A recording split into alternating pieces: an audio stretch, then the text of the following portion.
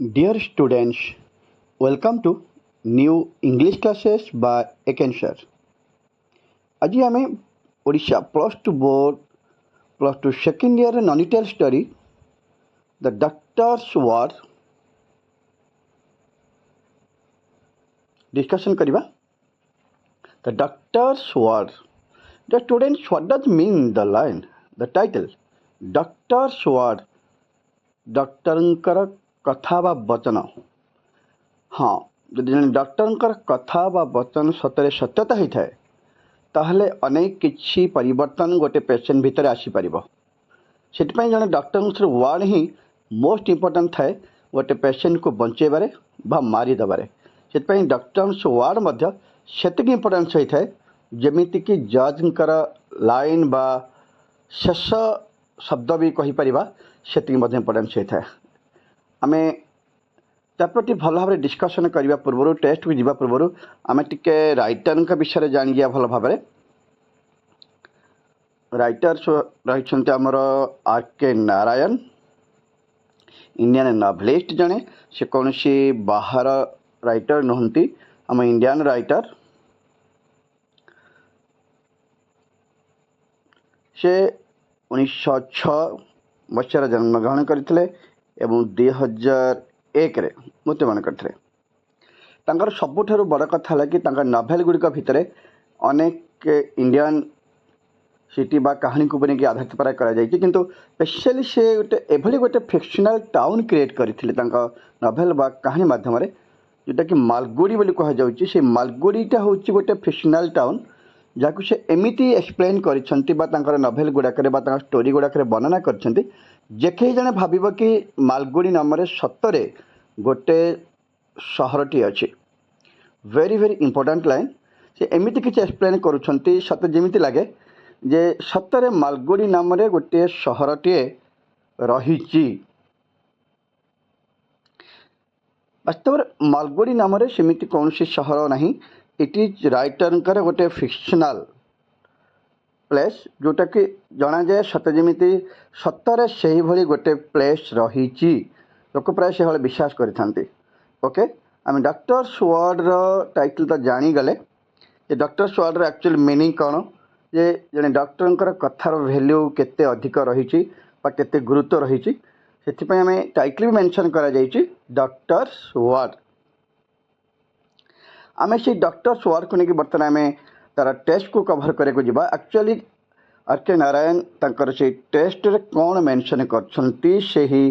कहानी उपरे specially doctors ward कहानी इंपोर्टेंस कौन रही आम आगो गले ही जापर. ता पूर्वर आपण समस्त व्यूअर एंड स्टूडेंट मान गोटे कथा कहीदे. अनेक समय वीडियो देखला जो प्रोब्लेम होची से आदौ व्यस्त हूँ. आपड़ अपलोडिंग वीडियो टी जहाँ देखा चाहते से वीडियो टी क्लिक कला देखु डाहाण पटे गोटे सेटिंग आइकन देखा. आप सेटिंग आइकन को टच करूँ. सेटिंग आइकन को टच कला क्वालिटी ऑप्शन आसूची. क्वालिटी ऑप्शन साइड किसी लिखा जाए देख 360p बा 720p बा 1080p और 144 भी जहाँ भी लिखा जाए भल भाव लक्ष्य करूँ. एक्जाक्टली आम पुणी जिते से क्वालिटी ऑप्शन को टच करवा. क्वालिटी ऑप्शन टच कलापर आमर आसी जाऊँगी ऑटो ऑटो रिकमेंडेशन, तापर higher picture quality, data saver, last को रोचे एडवांस. आम प्रथम देखा जदि ऑटो रिकमेंडेड रे आम भिडियोटी चलूनी ताहले आम निश्चित भाव में हायर क्वालिटी टच करवा. देखा 15-20 सेकेंड पर 25-30 सेकेंड पर देखा जाऊँ कि भिडियोटी प्रॉपर्ली चलिया आरंभ कर चलने आरंभ कर. तथापि जदि से 20-25 सेकेंड पर भिडियोटी चलू ना हायर क्वालिटी ताहले आपण मैंने डाटा सेवर को टच करेंगे. यदि डाटा सेवर रे भिडियोटी चलू ना ठीक रे ताले आपण एडवांस को टच करूँ. एडवांस टच कलापर देखा कि भिडियोर फॉर्मेट आमको शो कर जमीक 144 pp, 200 something pp, 320 pp, 450 pp बा 720 बा 1080 pp शो कर. भर जहाँ को गोटे टच कलापर आम आटलिस्ट जापर आम भिडियो ठीक रे चलुँ कि ना. आटलिस्ट 15-20 सेकेंड वेट कलापर ही जना पड़ भिडियोटी को फॉर्मेट चलुची. से व्यस्त हवा किसी भी आवश्यक ना. ये फॉर्मेट करके जहाँ जहाँ कहली सेमती आपण निजर सेटिंग को जाकरी भिडियोर एक्यूरेट क्वालिटी देखिपारे भल भाव जानीपर. डियर स्टूडेंट्स, बर्तमान आम एक्जाक्टली टेस्ट को जीवा. टेस्ट ही देखा एक्जाक्टली टेस्ट विषय कौन लिखाई डॉक्टर सर आर के नारायण से टेस्ट कौन सब मेंशन कर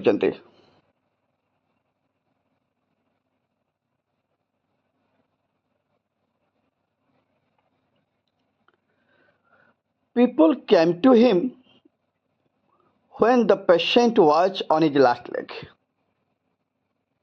People came to him अर्थात जदि कहा घरे गोटे पेशेंट अच्छी से माने पेशेंटर लास्ट लेग रे on the last leg people came to him means doctor Raman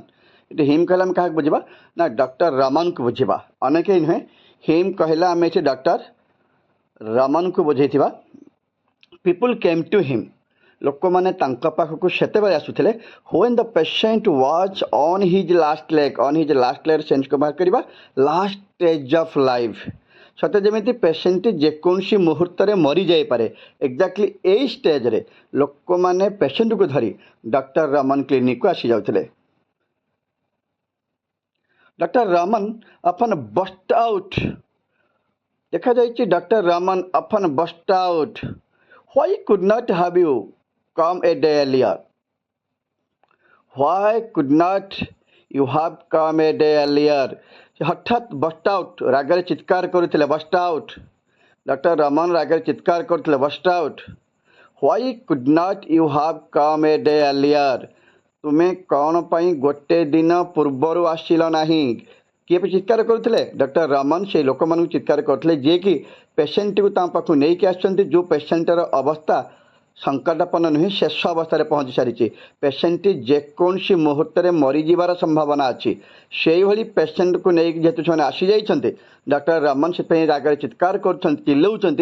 कौन पाई तमें माने गोटे दिन पूर्वर नहीं आसिल नाही द रीजन वाज ऑब्वियस कौन पाई से माने पेशेंट को शीघ्र आनी नथिले ऑब्वियस वेरी क्लियर रीजन टी क्लियर थिला obvious visiting fee 25 rupees visiting fee 25 rupees तार तो गोटे लाइन क्लियर हो गला जे से माने कौन पाई पेशेंट को जल्दी नहीं कि आसु नथिले बा गोटे दिन पूर्व नहीं कि आसु नथिले मुख्य उद्देश्य थिला कि सेमानंकु विजिटिंग फी दबाकू पड़िबो जदि जल्दी आनी थांते ताहले सेमानंकु विजिटिंग फी डॉक्टर कन्स्टांट फी हिसाब रे तांको दबाकू पड़ी थांता फी जेतु से लेट रे आछंती आ पेशेंट मरी जिबार संभावना रही तो सेमानंकु हुए तो आउ कौन दबाकू पड़िबनी विजिटिंग फी दबाकू पड़िबो नाही किंतु सेमाने जदि परफेक्ट टाइम रे आसी थांते बा गोटे दिन पूर्व आसी थांते निश्चित भाव में डॉक्टर को तांकर विजिटिंग फी दबाकू पड़ी थांता कि एबे जदि पेशेंट मरी जाए जेहेतु पेशेंट लास्ट स्टेज रे आसी तो पेशेंट मरी जाए हुए तो से तांको विजिटिंग फी दबा आवश्यक पड़िबो नाही ताटू बड़ कथा थिला कि आउ गोटे सब बड़ कथा होची जे कौन पई से माने एक्जाक्टली से माने एई भली प्रॉब्लम करूथिले जे से माने जानी सुनी के एभली काम काहे करूथिले कहि जाई छी the reason is obvious visiting fee 25 rupees and more than that ता अपेक्षा ताठू बड़ कथा थिला more than that people like to seek the fact that the time had come to call in Dr. Raman. People like to seek. People like to लोक माने पसंद करुथिले कौन करबा को like to seek the fact. Seek माने जानी सुनी की अवॉइड करवा माने गोटे जिनिस को जानी के सीख like to seek माने जानी सुनी के कथाटा को जेमिति अवॉइड करुथिले like to seek हां लोक मैंने जानी शुणी कथाटी को अवॉइड कर like to seek the fact that एक घटना से जानी शुणी अवॉइड कर जाउथिले the time had come to call in doctor Raman call in करवा विजिट करवा कॉल इन मीन्स विजिट देखा करवा माने सत्य जमी से जानी शुणी घटना अवॉइड कर जाउथिले जे डॉक्टर रमन को देखा करवा समय आसी गला फॉर देम मीन्स देम क्या कह जाइए लोक मैंने फॉर देम से लोक मान पई there was something ominous in the very association यही लोक मान for them से लोक मान there was something ominous mean threatening अर्थात से लोक मैंने भल भाव जानी थे जे सेमानंकु गोटे थ्रेटनिंग मिलिबो ଫର୍ ଦେମ୍ ସେ ଲୋକମାନେ ଜାଣିଥିଲେ ବା ସେ ଲୋକମାନଙ୍କ ପାଇଁ ଗୋଟିଏ ବଡ଼ ଜିନିଷ କ'ଣ ଥିଲା, there are something ominous. Ominous means threatening situation. ସେ ଲୋକମାନେ ଭଲ ଭାବେ ଜାଣିଛନ୍ତି ଯେ ସେମାନଙ୍କୁ ଗୋଟିଏ ଥ୍ରେଟିଂ ଟାଇପ୍ର ଗାଳି ଟାଇପ୍ର କିଛି କଥା ଶୁଣିବାକୁ ପଡ଼ିବ। ଓମିନସ୍ ଇନ୍ ଦ ଭେରି ଆସୋସିଏସନ୍, ଏଇ ଘଟଣାକୁ ଏଇ ଘଟଣା ସହିତ କନେକ୍ଟେଡ଼ ଥିବା ବା ଏଇ ଯେଉଁ ପେସେଣ୍ଟକୁ ସେମାନେ ଲାଷ୍ଟ ଷ୍ଟେଜ୍ରେ ନେଇକି ଆସିଛନ୍ତି ଏଇ ଘଟଣାକୁ ଆଧାରିତ କରିକି ସେମାନଙ୍କୁ ନିଶ୍ଚିତ ଭାବରେ ଥ୍ରେଟନିଂର ଶିକାର ହେବାକୁ ପଡ଼ିବ। କିନ୍ତୁ ସେଥିପାଇଁ ସେମାନେ ଜାଣି ଶୁଣିକି ଇନଡାଇରେକ୍ଟଲି ଆଭଏଡ଼ କରୁଥିଲେ, ମାନେ ସେ କରିଯାଉଥିଲେ ଯେ ହଁ ଦେଖିବା ଯିବା ତ ନାଇଁ କି। ଆମ ଲୋକଙ୍କର ଯେଉଁ ଅଭ୍ୟାସ ଟାଇପ୍ର ଥାଏ ଯେ ହଁ ଯିବା ଆଉ ଦେଖିବା ଯିବା ଆଉ ଆସନ୍ତି, ଜାଣିଛନ୍ତି ଯେତେବେଳେ ଗଲେ ବି ଡକ୍ଟର ଏମାନେ ସେମାନଙ୍କୁ ଥ୍ରେଟନିଂ କରିବେ, ନିଶ୍ଚୟ ବସ୍ ଆଉଟ୍କୁ ଚିତ୍କାର କରିବେ ଯେ କ'ଣ ପାଇଁ ତୁମେ ପେସେଣ୍ଟଟିକୁ ଶୀଘ୍ର ନେଇକି ଆସିଲା ନାହିଁ। କାରଣ ଏମାନେ ଜାଣିଛନ୍ତି ଯେ ଶୀଘ୍ର ଗଲେ ତାଙ୍କୁ ଭିଜିଟିଂ ଫି ଦେବାକୁ ପଡ଼ିଥାନ୍ତା। ଦ୍ୱିତୀୟତଃ ମାନେ ଜାଣି ଶୁଣିକି ଟପିକ୍ଟାକୁ ସିଚୁଏସନ୍କୁ ସିଟ୍ କରିଯାଉଥିଲେ ବା ଆଭଏଡ଼ କରିଯାଉଥିଲେ, ଭିଜିଟିଂ ଫି ଦେବାକୁ ପଡ଼ିବନି। ଏମିତିରେ ଯେତେବେଳେ ଗଲେ ବି ଡକ୍ଟର ରମନ ସେମାନଙ୍କୁ ଥ୍ରେଟନ୍ କରିକି ନିହାତି କଥା ପଚାରିବେ ଯେ କ'ଣ ପାଇଁ ତୁମେ ଶୀଘ୍ର ତାଙ୍କୁ ଗୋଟିଏ ଦିନ ପୂର୍ବରୁ ଆଣିଲ ନାହିଁ।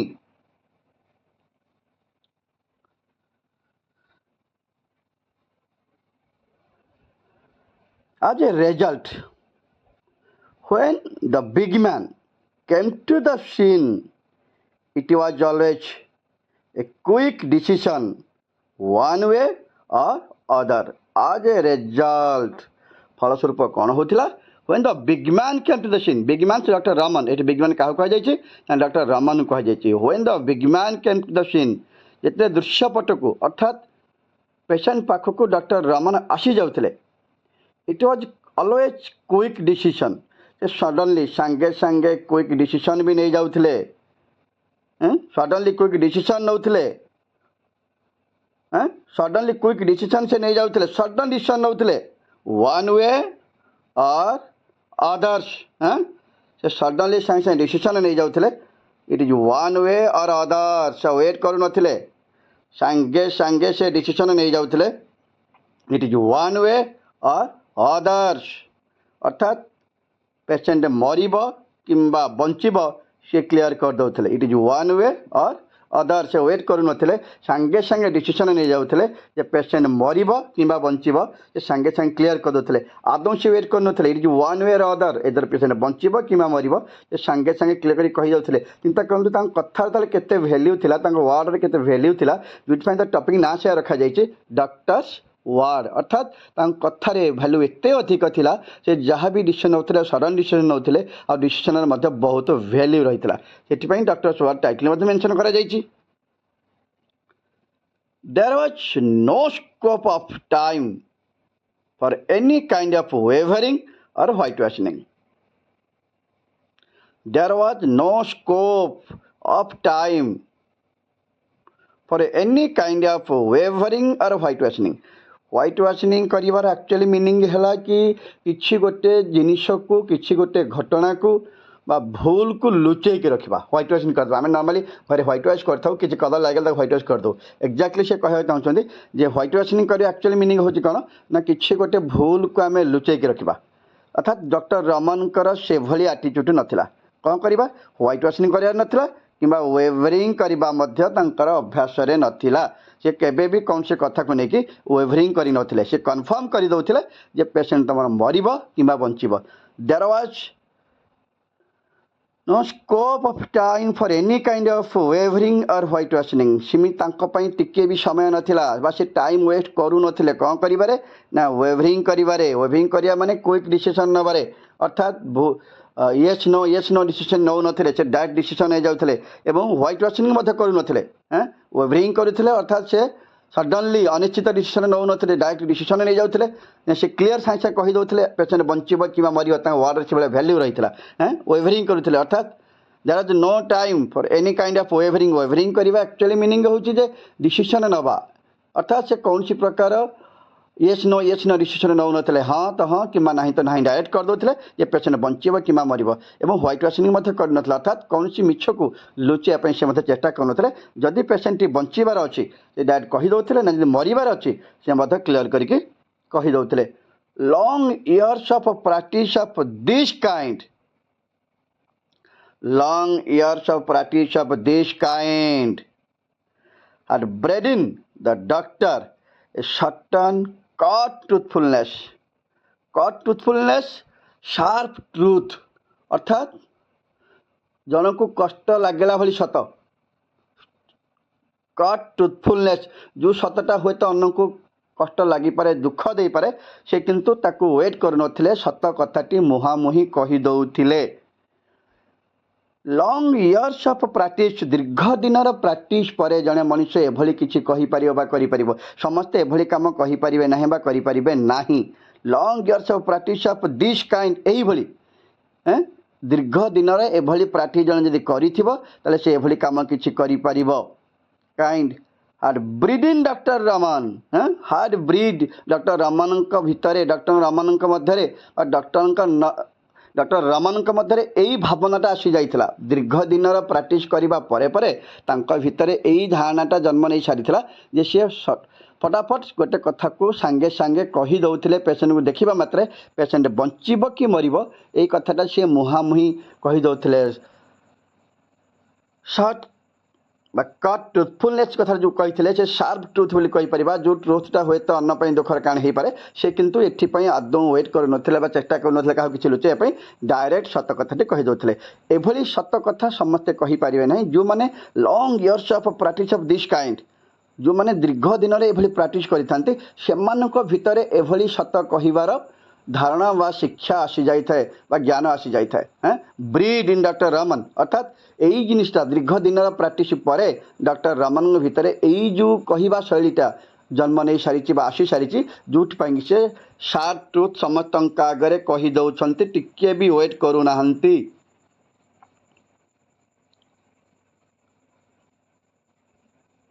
for that very reason for that very reason for that very reason his opinion was valued for that very reason his opinion was valued यही गोटे कारण फॉर दैट वेरी रिजन यही कारण हिज ओपिनियन मतामत वाज वैल्यूड गुरुत्व दि जाऊला मूल्य दि जाऊला यही काम यही गोटे रिजन लोक मैंने कथा को सेमिति गुरुत्व देउथिले बहुत इंपोर्टान्स देउथिले कारण डॉक्टर रमन ना व्हाइट वाशिंग करुथिले ना ओवरिंग करुथिले बरं साधा सीधा भाव में सत कथा कहीदे जे पेसेंट बंचब कि मरब से टिके भी वेट करू नथिले कारण से भल भाव जानी जे पेसेंट मरब बा बंचब एपाई जो कह शैलीटा बा जो कहबाटा दिनकर प्रैक्टिस नाला दीर्घ दिन में एभली जनकर अनुभूति आसला जड़े एभली कथा कहीपर जोटा कि डॉक्टर रमन अति सहजरे कहीदे पारुथिले it was not he was not a mere doctor expressing an opinion he was not a mere doctor साधारण डॉक्टर से जड़े साधारण डॉक्टर नथिले एक्सप्रेसिंग एन ओपिनियन ये कि केवल जन ओपिनियन एक्सप्रेस कहीदे जे पेसेंट भल कि मंद कौन हम कि कौन ना जे कि साधारण भाव में कहीदे ना से कौन बट ए जज प्रोनाउंसिंग वेरिडिक्ट डॉक्टर रमन कथा केमती लगुला ए जज प्रोनाउंसिंग वेरिडिक्ट जड़े जज जमी वेरिडिक्ट शेष न्याय शेष बाणी शुणी दौले पेसेंट को सॉरी जड़े कैद को जड़े क्रिमिनाल को जमी जड़े जज तार फाइनाल स्टेटमेंट शुणी था फाइनाल सेंटेंस शुणी था एक्जाक्टली डॉक्टर रमन सेमिति जड़े जज भली कौन से फाइनाल स्टेटमेंट शुणी दौले नहीं प्रोनाउंसिंग ए वेरिडिक्ट प्रोनाउंस करवा माने शेष राय शुणेदेवा हाँ जमी जड़े जज जड़े क्रिमिनाल बा कल्पिटर शेष राय शुणे था एक्जाक्टली सेमिति प्रोनाउंसिंग वेरिडिक्ट मीन्स शेष राय कहीपर शेष निष्पत्ति कहीपर जहाँकि एक्जाक्टली जमीती कि डॉक्टर रमन शेष निष्पत्ति शुणे था पेसेंट बंचब कि मरब the patient's life is hung on the words जहाँ कहूली जोटा कि टाइटल रही कहीपर patient's life was hung on his words तांकरी कथार on his words means doctor Raman words जड़े पेसेंटर जीवन डॉक्टर रमनकर एभली कथा उपर सत डिपेंड करूला कारण से सत ही कही था मिछ आदौ कही न था से ना व्हाइट वाशिंग करती ना ओवरिंग करती जहाँ सत से कथा से सत कही से जड़े साधारण डॉक्टर भली कही न था से जिते कही था केमी कही था सते जमी जड़े जज तांकर वेरिडिक्ट प्रोनाउंस करुछंती हैं ଯେମିତି ଗୋଟେ ଜଜ୍ ତାଙ୍କର ଶେଷ ନିଷ୍ପତ୍ତି ଶେଷ ରାୟ ଶୁଣି ଯାଇଛନ୍ତି କୌଣସି କଲ୍ପିଟ୍ ବିରୁଦ୍ଧରେ ଏକ୍ଜାକ୍ଟଲି ଡକ୍ଟର ରମନ ମଧ୍ୟ ସେମିତି କରିଥାନ୍ତି ତାଙ୍କର ଶେଷ ନିଷ୍ପତ୍ତି ବା ରାୟ ଶୁଣି ଦେଇଥାନ୍ତି ଟିକିଏ ବି ସେ କହିଲା ବେଳେ କୁଣ୍ଠାବୋଧ କରନ୍ତି ନାହିଁ ସେଥିପାଇଁ ତାଙ୍କୁ ୱାର୍ଡ ୟୁଜ୍ କରିଥିଲେ କ'ଣ ନା କଟ୍ ଟ୍ରୁଥଫୁଲନେସ୍ ସାର୍ପ ଟ୍ରୁଥ୍ ସେ କହନ୍ତି ଟିକିଏ ବି କାହାକୁ ଅପେକ୍ଷା କରନ୍ତି ନାହିଁ କି ହେ ଖରାପ ଭାବୁ ବା ଭଲ ଭାବୁ ଯାହା ସତ ସେ ସେଇ କଥାଟିକି ସମସ୍ତଙ୍କ ଆଗରେ ଡାଇରେକ୍ଟଲି କହିଦେଇ ପାରୁଥିଲେ This never unduly worried Dr. Raman. This unduly worried Dr. Raman. এই কথাটি কেଉଁ কথাଟି ଯେ ପେସେଣ୍ଟର ଲାଇଫଟା ତାଙ୍କ କଥା ଉପରେ ତାଙ୍କ ୱାର୍ଡ଼ ଉପରେ ଡିପେଣ୍ଡ କରିବ ଏଥିପାଇଁ ସେ ଓରି ନଥିଲେ ଅର୍ଥାତ୍ ଯାହା ସତ ସେ ସତ କହିଦେଉଥିଲେ ଯାହା ସତ ସେ ସେଇ କଥାଟି ସତ କହିଦେଉଥିଲେ ସେ କେବେ ବି ୱେଟ୍ କରୁନଥିଲେ ଯେ କାହାକୁ ଖରାପ ଲାଗୁଛି ବା ଜଣେ ପେସେଣ୍ଟ ମରିବ କିମ୍ବା ବଞ୍ଚିବ ସେଥିପାଇଁ ସେ କେବେ ବି ୱେଟ୍ କରୁନଥିଲେ ଯାହା ସତ ଯେ ସେଇ କଥାଟିକୁ ମୁହାଁମୁହିଁ କହିଦେଉଥିଲେ this never ଅନଡ୍ୟୁଲି worried doctor Raman ଏଇ କଥାଟି କେବେ ବି ଡକ୍ଟର ରମନକୁ ଟିକେ ବି ଇଫେକ୍ଟ ପକାଉନଥିଲା ବା ତାଙ୍କୁ ଓରି କରାଉନଥିଲା କାରଣ ସେ ସତ କଥା ହିଁ କହିଦେଉଥିଲେ he never believed that agreeable words ever save life ସେ କେବେ ବି ବିଶ୍ୱାସ କରୁନଥିଲେ ସେ କେବେ ବି ବିଶ୍ୱାସ କରୁନଥିଲେ ଏଗ୍ରିଏବଲ୍ ୱାର୍ଡସ୍ ମାନେ ମିଛ କଥାରେ ହଁ ମାରିବା ମିଛ କଥାରେ ଆମେ ହଁ ମାରିଦେବା ଆମେ ଜାଣିଛେ ଯେ ପେସେଣ୍ଟଟା ଆକ୍ଚୁଆଲି ମରିଯିବ କିନ୍ତୁ ଅନ୍ୟ କଥାରେ ପଡ଼ିକି ସେ ନାହିଁ କରିବା ଲୋକ ନୁହନ୍ତି ଯେ ସତରେ ପେସେଣ୍ଟଟି ମରିଯିବ ସେ ଦେଖୁଛନ୍ତି ସେ ମୁହାଁମୁହିଁ କହିଦେଉଥିଲେ ସେ ମାନେ ପେସେଣ୍ଟର ଗାର୍ଡ଼ିଆନ୍ ବା ଲୋକମାନଙ୍କ କଥା ନେଇକରି କୌଣସି ଓପିନିଅନ୍ ଦେଉନଥିଲେ ମତାମତ ଦେଉନଥିଲେ କାରଣ ସେ କଥାର କୌଣସି ମୂଲ୍ୟ ନାହିଁ ହୁଏତ ଏନେ ଜଣେ ଡକ୍ଟର ରମନ ଏନେ କହିଦେବେ କି ତୁମ ପେସେଣ୍ଟ ବଞ୍ଚିଯିବ କିଛି ସମୟ କିନ୍ତୁ ପରବର୍ତ୍ତୀ ମୁହୂର୍ତ୍ତରେ ଦେଖାଯିବ ପେସେଣ୍ଟ ମରିଯିବ ସେଥିପାଇଁ ସେ ଏଭଳି କଥା ସେ ଏଭଳି ମିଛକୁ କେବେ ବି ପ୍ରଶ୍ରୟ ଦେଉନଥିଲେ ଯାହା ସତ ସେଇଆ କହିଦେଉଥିଲେ ସେ ଭଲ ଭାବେ ଜାଣିଥିଲେ ଯେ ମିଠା ମିଠା କଥା କହିଦେଲେ ମିଛ କହିଦେଲେ ଗୋଟେ ପେସେଣ୍ଟ କେବେ ବଞ୍ଚିବ ନାହିଁ ଆମେ ଏଗ୍ରିଏବଲ୍ ୱାର୍ଡ଼ କହିଦେବା ଅର୍ଥାତ୍ ସମସ୍ତେ କହୁଛନ୍ତି ହଁ ବଞ୍ଚିଯିବ ହଁ ବଞ୍ଚିଯିବ ଆମେ ଏଭଳି ମିଛ କଥା ଏଗ୍ରିଏବଲ୍ ୱାର୍ଡ଼ ଆମେ କହିପାରିବା ନାହିଁ ଏଗ୍ରିଏବଲ୍ ୱାର୍ଡ଼ କ'ଣ ନା ବୋଧେ କେବେ ବି କୌଣସି ପେସେଣ୍ଟଙ୍କର ଗାର୍ଡ଼ିଆନ୍ ମାନେ ହୁଅନ୍ତୁ ବା ଲୋକମାନେ କେବେ ଚାହୁଁନ୍ତୁ ତାଙ୍କ ପେସେଣ୍ଟ ମରିଯାଉ ବୋଲି ଏକ୍ଜାକ୍ଟଲି ସେମାନେ ଚାହୁଁଥିଲେ ବଞ୍ଚିଯିବ ଯେତେବେଳେ ଡକ୍ଟର କ'ଣ କରିବେ ହଁ ବ୍ୟସ୍ତ ହେବା ଦରକାର ନାହିଁ ତୁମ ପେସେଣ୍ଟ ବଞ୍ଚିଯିବ ଇଏ ହେଉଛି ଏଗ୍ରିଏବଲ୍ ୱାର୍ଡ଼ କିନ୍ତୁ ଡକ୍ଟର ରମନ ଏଗ୍ରିଏବଲ୍ ୱାର୍ଡ଼ ଉପରେ ଆଦୌ ଭରସା କରୁନଥିଲେ କାରଣ ସେ ଭଲ ଭାବେ ଜାଣିଛନ୍ତି ଏଗ୍ରିଏବଲ୍ ୱାର୍ଡ଼ କେବଳ ୱାର୍ଡ଼ ହେଇଥାଏ ସତ କେବେ ହେଇନଥାଏ କାରଣ ଗୋଟେ ଏଗ୍ରିଏବଲ୍ ୱାର୍ଡ଼ କେବେ ବି ଗୋଟେ ପେସେଣ୍ଟକୁ ସେଭ୍ କରିପାରିବ ନାହିଁ ବଞ୍ଚେଇ ପାରିବ ନାହିଁ ସେଥିପାଇଁ ସେ ଏଗ୍ରିଏବଲ୍ ୱାର୍ଡ଼ କଥା କେବେ ଉଠାଉନଥିଲେ ବା ଏଗ୍ରିଏବଲ୍ କଥା ଉପରେ କେବେ ଗୁରୁତ୍ୱ ଦେଉନଥିଲେ he did not think it was any of his business to provide unnecessary dose he did not think it ସେ କଥା କେବେ ବି ଭାବୁନଥିଲେ he did not think it was any of his business ସେ କେବେ ବି କଥା ଭାବନ୍ତି ଏଇଟା ତାଙ୍କର କୌଣସି ଗୋଟେ ବ୍ୟବସାୟ ହେଇପାରିବ ବିଜନେସ୍ କଥା କହିପାରିବା ଟୁ ପ୍ରୋଭାଇଡ୍ ଅନନେସେସରୀ ଡୋପ୍ କହିବା ଅର୍ଥ ଏଇଟା ତାଙ୍କର ଆଦୌ ଅଭ୍ୟାସ ନଥିଲା it was any of his business to provide unnecessary dope provide କରିବା ମିଛ କଥା କହିବା ବା ଅନାବଶ୍ୟକ ଖର୍ଚ୍ଚ କରିବା ଅନନେସେସରୀ ଡୋପ୍ ଅର୍ଥାତ୍ ଡୋପ୍ ମାନେ ତ ଏମିତି ମେଡ଼ିସିନ୍ ବି ହେଇପାରିବ ବା କିଛି କଥା ବି ହେଇପାରିବ ଏଗ୍ରିଏବଲ୍ କଥା ହେଇପାରିବ ସେ କହିବା ଅର୍ଥ ତାଙ୍କର ଏଇଟା ଅଭ୍ୟାସ ନୁହେଁ ବା ସେ ଏଥିପାଇଁ ଅଭ୍ୟସ୍ତ ନୁହନ୍ତି କି ଯେ କାହାକୁ ଅନନେସେସରୀ ଡୋପ୍ କରିବା ବା ମିଠା ମିଠା କଥା କହିଦେବା ବା ଖର୍ଚ୍ଚାନ୍ତ କରିଦେବା ଯେଉଁଟା ଦ୍ୱାରା କି ଜଣେ ପେସେଣ୍ଟ ଆଶା କରିବ ଆମ ପେସେଣ୍ଟ ବଞ୍ଚିଯିବ ବୋଲି ବା ଜଣେ ଲୋକ ଆଶା କରିବ କି ଆମ ପେସେଣ୍ଟ ବଞ୍ଚିଯିବ ବୋଲି ସେ ଏଭଳି କଥା ଉପରେ ଆଦୌ ବିଶ୍ୱାସ କରୁନଥିଲେ ବା ସେମାନଙ୍କୁ ମିଛ ସତ କହିକି ସେମିତି କିଛି ହରଣ କରିବା ପାଇଁ ଚେଷ୍ଟା କରୁନଥିଲେ ସେ ସେମାନଙ୍କୁ ଅନନେସେସରୀ ଡୋପ୍ ଦେଉନଥିଲେ ଡୋପ୍ ମାନେ ଆଶା ଦେବା ଭରସା ଦେବା ବା ମେଡ଼ିସିନ୍ କିଣି ଖୁଆଇଦେବା ସେ ଯାହା ବି ହେଉ ସେ କେବେ ବି କଥା କରୁନଥିଲେ ଅନନେସେସରୀ ଡୋପ୍ ଦେଉନଥିଲେ when as a matter of course nature would tell the truth